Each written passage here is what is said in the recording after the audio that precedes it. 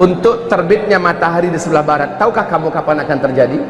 Dia akan terjadi ketika di mana seluruh pintu taubat sudah ditutup oleh Allah Subhanahu wa taala.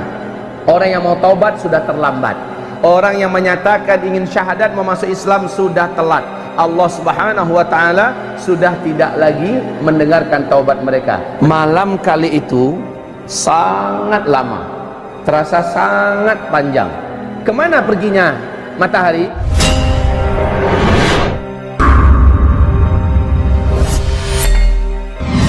Ketahuilah, siapakah yang paling tahu kapan matahari akan terbit dari barat? Yang paling tahu adalah orang Islam, orang beriman. Kenapa? Karena orang beriman ketika itu menghabiskan malamnya dengan tahajud, baca Al-Quran, berzikir.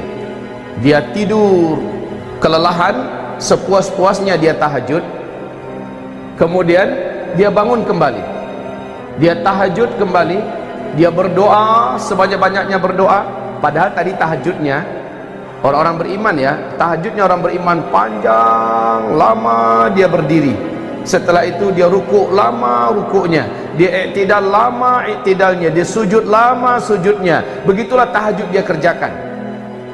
Kemudian setelah assalamualaikum selesai, dia pun berdoa sepuas-puasnya berdoa, berzikir sepanjang-panjangnya zikir, lalu baca Quran sepenat-penatnya, lalu ketiduran lagi.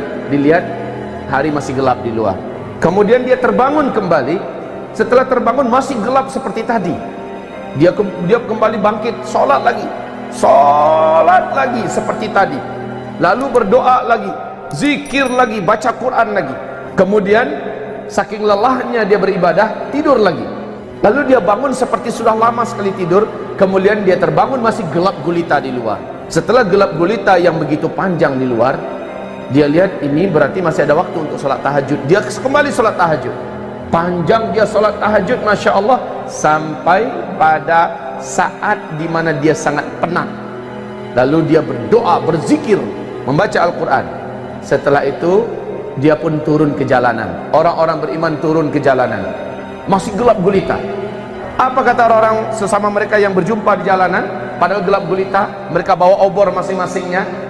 Inilah dia tanda-tanda yang pernah kita pelajari. Berarti besok pasti matahari terbit. Orang-orang awam yang udah capek tidur, orang-orang yang memang anti sholat, yang nggak mau ibadah, tapi dia orang Islam, ya, udah banyak tanda-tanda kiamat, tetap aja nggak percaya. Akhirnya kaum muslimin berkumandanglah azan. Siapa yang menyuruh azan? Sang imam. Sang pemimpin menyuruh kumandangkan azan, azan subuh. Allahu Akbar, Allahu Akbar, Allahu Akbar, Allahu Akbar, seterusnya, ya. Kemudian orang berkumpul di masjid, salat subuh berjamaah, imamnya baca panjang. Selesai zikir pagi, rencananya sampai terbit matahari. Ternyata masih gelap gulita setelah itu semua. Sang imam berkata, mungkin tadi terlalu cepat kita mulai azan. Coba lihat, kemana jam tangan perginya? Jam tangan kemana? Obor untuk lihat jam kan ada, kemana jam tangan? Jangan lupa, ini teknologi, semua yang bersifat teknologi sudah selesai. Orang berpatokan hanya kepada matahari. Kemudian kata imam, terlalu cepat kita tadi kumandangkan azan. Kayaknya tadi kita tuh sholat sebelum waktunya. Kemudian dikumandangkan lagi azan subuh. Kaum muslimin salat lagi, zikir lagi sepuas-puasnya. Selesai semua zikir-zikir, doa-doa Nabi dibaca, masih saja gelap. Kata imam, kayaknya itu yang tadi itu juga terlalu cepat. Ulang kembali azan lagi 3 kali kaum muslimin, 3 kali. Baru setelah itu mereka berzikir sepuas-puasnya zikir, mulailah nampak langit mulai terang. Tetapi anehnya bukan dari timur, dari barat. Orang-orang beriman paham, inilah dia. Tapi sejak matahari terbit, Rasulullah sallallahu alaihi wasallam menyebutkan, sejak itu semua isi Al-Quran, baik yang ada di dalam mushaf, isinya hilang, Pak. Lembaran putihnya saja yang tersisa. Begitu juga yang hafal Al-Quran, dalam satu malam itu menguap ke langit seluruhnya. Hafiz Al-Quran hilang seluruhnya. Bahkan Al-Fatihah yang paling akrab sudah lupa semuanya hilang. Tetapi kaum muslimin yang kami muliakan, orang-orang beriman telah tercatat Hari ini iman kalian yang beriman telah sah, kata Allah. Hari ini seluruh amalan orang-orang yang pernah beramal telah diterima. Dan sejak itu tidak ada lagi amalan, tidak ada lagi sholat, tidak ada lagi puasa. Tapi itu kaum muslimin, matahari hanya terbit setengah hari saja, setengah hari saja. Dari sebelah barat, itu barat umpamanya, terbit hanya setengah hari. Rasul berkata dia kembali bergeser, kembali tenggelam di tempat biasanya dia tenggelam di sebelah barat. Kemudian besoknya dia terbit normal seperti biasa dari sebelah timur. Coba lihat begitu cepatnya. Tayyib, kita lanjutkan kaum muslimin yang kami muliakan. Malam kali itu sangat lama, terasa sangat panjang. Kemana perginya matahari? Nah, ini ada hadis yang panjang dari Imam Muslim. Mari kita simak. Dengan hadis inilah, dengan penuh hormat saya harus membantah pernyataan Syekh Imran Hussein, di mana beliau mengklaim maksud matahari terbit dari sebelah barat di akhir zaman adalah Islam nanti akan bangkit dari Amerika dan dari Eropa. Pernyataan itu saya bantah dengan hadis ini, dengan hadis yang diriwayatkan oleh Imam Muslim dalam kitab sahihnya, dalam kitab Al-Iman jilid 2 hadis nomor 195 dan 196. Kok bisa malamnya 3 malam berturut-turut orang di bumi hidup merasakan malam yang panjang, panjang sekali sehingga puas orang tahajud. Berulang-ulang orang melaksanakan tahajud. Tahukah kamu kemana matahari perginya? Matahari tidak ditutup oleh Allah, tidak, tapi memang dia pergi memenuhi panggilan Allah. Ngapain? Matahari pergi ke bawah arash, meninggalkan orbitnya, dan dia terus melesat, melesat sejauh-jauhnya, sejauh-jauhnya sampai berada di bawah arash. Berarti matahari sudah keluar dari seluruh alam semesta dengan kecepatan yang hanya Allah yang memberikan, sampai di bawah arash, tepat dekat Sidratul Muntaha. Di situ dia sujud. Matahari sujud macam mana bentuknya entah, pokoknya dalam hadis dia sujud kepada Allah subhanahu wa ta'ala. Fakta ilmiah yang tidak akan pernah bisa diketahui oleh para pakar dan ahli astronomi manapun sampai hari kiamat, kecuali dari hadis ini, bahwa matahari telah pernah meninggalkan bumi sebanyak 2 kali sebelumnya. Ini hadisnya. Matahari pernah pergi meninggalkan bumi sebanyak 2 kali sebelumnya. Kali ketiga baru Allah perintahkan, terbitlah engkau dari tempat biasanya engkau tenggelam. Dengar hadisnya tadi? Dengar bahwa matahari telah pernah meninggalkan bumi ini dulu. Kapan?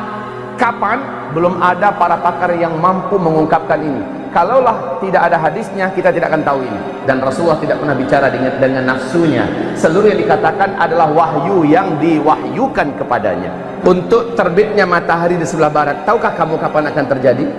Dia akan terjadi ketika di mana seluruh pintu taubat sudah ditutup oleh Allah subhanahu wa ta'ala.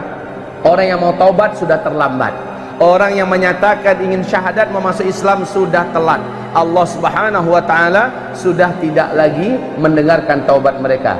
Di kitab ensiklopedia akhir zaman, Rasulullah bersabda sallallahu alaihi wasallam, tempat terbitnya matahari dari sebelah barat, tempat terbitnya matahari, tenggelamnya matahari di sebelah barat, itu adalah pintu taubat yang ternganga. Jarak pintu taubat itu, kata Rasulullah SAW, 70 tahun perjalanan. Tidak tahu 70 tahun perjalanan cahaya atau perjalanan apa, pokoknya lebarnya pintu taubat itu terbuka adalah 70 tahun. Tapi ketika matahari terbit dari sebelah barat, sejak itu pintu tersebut tertutup rapat, maka tidak ada lagi taubat.